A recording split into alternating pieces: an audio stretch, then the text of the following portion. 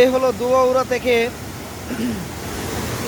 দুর্গাপুরগামী রাস্তা, যেটাকে বলা হয় করসিন্দুর। করসিন্দুর ব্রিজের এই পাশে ইন্ডিয়া থেকে আসা কংস নদীর পানি এভাবে গড়াচ্ছে। আর এখানে দেখা যায় মামুন আছে না। আজকে RSM না, বিষয়টা হচ্ছে আজকে 21শে ফেব্রুয়ারি আন্তর্জাতিক মাতৃভাষা দিবস। সেই হিসাবে আমরা কয়েকজন বন্ধু সার্কেল আসছিলাম এই দুর্গাপুরে পাহাড় দেখার জন্য। আসার পথে আমরা পূর্বদলা থেকে দুবাউড়া হয়ে যখন করসিন্দুর আসলাম, সেই জায়গায় ব্রিজ থেকে নেমে মোটরসাইকেল থামিয়ে দেখি এই অবস্থা।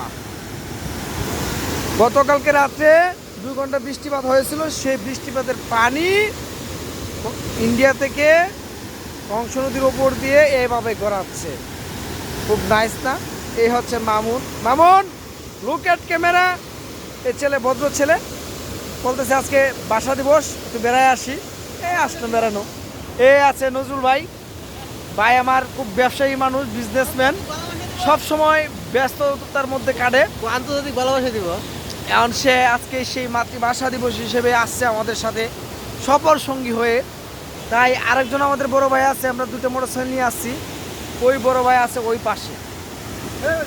হ্যাঁ, তো খুব নাইস একটা সিনারি দেখার মতো। ইন্ডিয়ার পানিটা এভাবে ব্রিজের গড়াচ্ছে। দেখেন ভাইরা, কত সুন্দর একটা সিনারি। আমাকে আপনারা যদি দেখতে চান,